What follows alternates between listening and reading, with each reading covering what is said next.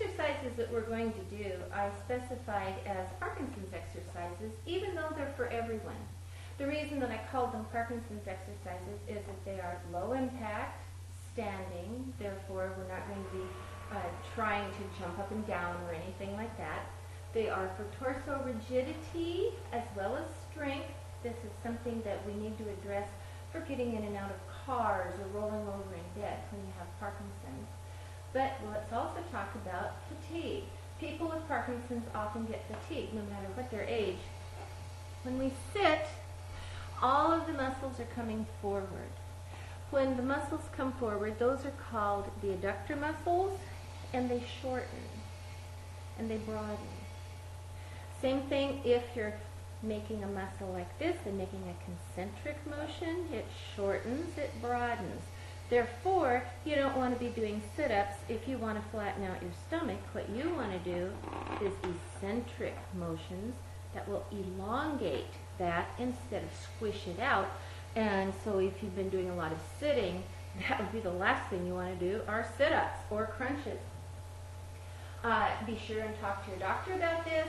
Part of the thing is, because these are abductor exercises, meaning that we're coming back, the body is doing this instead of doing this. If you happen to have weak back muscles, it may hurt just a little bit, and you're going to want to go into this slowly and not overdo that wow motion, that hyperextension. So we don't want to shorten and broaden. We're going to have some shortening and broadening exercises, but what we're going to learn first are the eccentric exercises, the ones that are going to stretch, the ones that are going to keep us long and lean and yet still very, very strong. Let's talk quickly about shoes. Real live athletic shoes, please.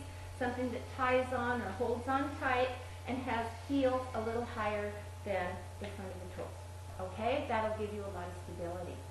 These exercises, and there are 8 eccentric exercises, the elongating exercises, and we're going to do them very slowly. And the first one is just a reach, arms up and out, up and over, and you can see that I'm having to turn my torso in order to follow my arms. I'm not going fast, and we're going to call that the reach and circle to the side, since we're going to the side, because the other exercise that kind of goes with that is a reach and circle up, and a reach and circle up. Now watch what I'm doing. I'm reaching. I'm turning. I'm not doing this stiffly. I'm actually going up on my toe just a little bit as I'm doing this. Think flexible, don't think powerful. Our next one is the cross-country ski or the upright swim. It's going to be the same hand and leg, the same side. Hand goes up and leg goes back.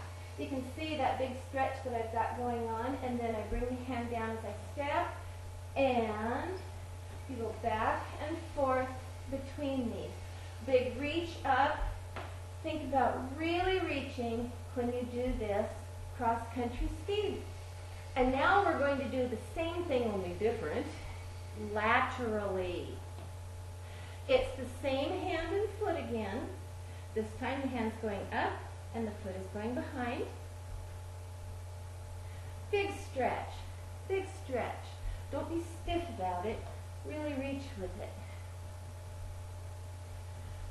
Our next set of 2 have the hands together in their twisting motions, and it's a baseball swing, and again, following with my head, turning sideways, back and forth, a baseball swing, and as you come across, you're going to find that the back elbow wants to bend.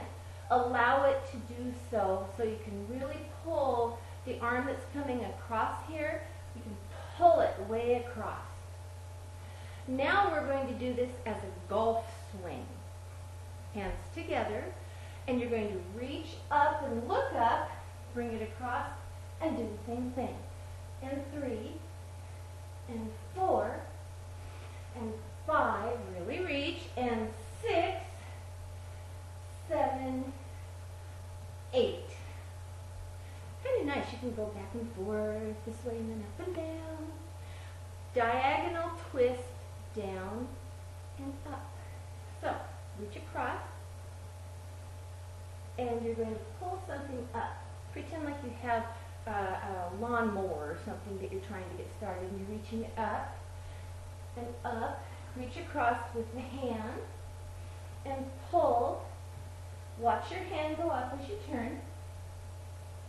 And I think that's 7 and 8.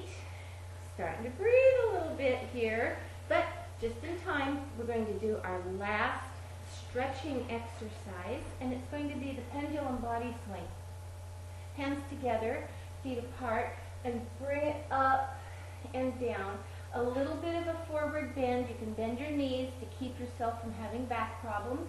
And 1, and 2, and 3, and 4, 4, and 3, 2, and 1. Now, if your back is really in good shape, you can do this like this, but the actual work that we want to do is at this area up here, so it really doesn't matter if you go all the way down unless you really want to work your back. The 4 exercises that we're going to intersperse with these when we get to the other video, since YouTube only gives me so much time, these are supposed to be done quickly and explosively. However, until you're used to doing them, I don't want you to pull a muscle. So we'll do them a little bit quicker than those other eccentric exercises. These are concentric and they're strong. When you get to the point you can do these really hard, well, we'll talk about that in the other video because you're going to be so powerful. We're going to do the 2-fist side punch. Now what's going to happen is that one hand is going to go back. Let me try it on this side. I think you can see it quite better. One hand is going to go back. You're going to be punching backwards with it as the hand goes across and punching across with this. So it's 1, 2, 3, 4, and then you're going to turn and you're going to punch back again as you're punching here. So it's 1, 2, 3, 4. Okay? You can really start to feel it, just that little bit. The standing side crunch. 1, 2, 3, 4.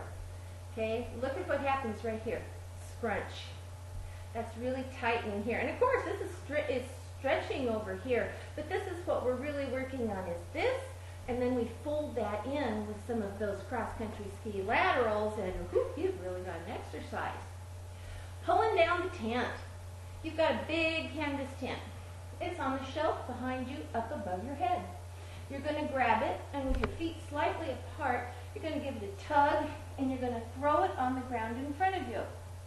Knees are bent, and we're going to do it 4 times. 1, 2, 3, 4. Now you saw that my arms were moving rather quickly, but I wasn't moving my torso very fast. When we get to the point that you're really strong and have practiced this a lot, that's what you're going to want to do is the whole body motion. The last one is the knee up and the kick back, and it's done with both feet as a good base, because you're going to balance on one foot. You're going to bring one knee up easily, and then you're going to kick back. Kind of down and back, and up and kick back. And 3, and 4. Do 4 on one side, then we're going to do 4 on the other. And 1, 2. You'll notice that in between, I put my foot down so I can balance. And 4. Now, we're going to be putting all of these together in the next video, so go and look for it. And remember, on Facebook, you're going to find the written guide so that you can write this real big or print this real big, and you'll be able to do it. So, join me at the next video.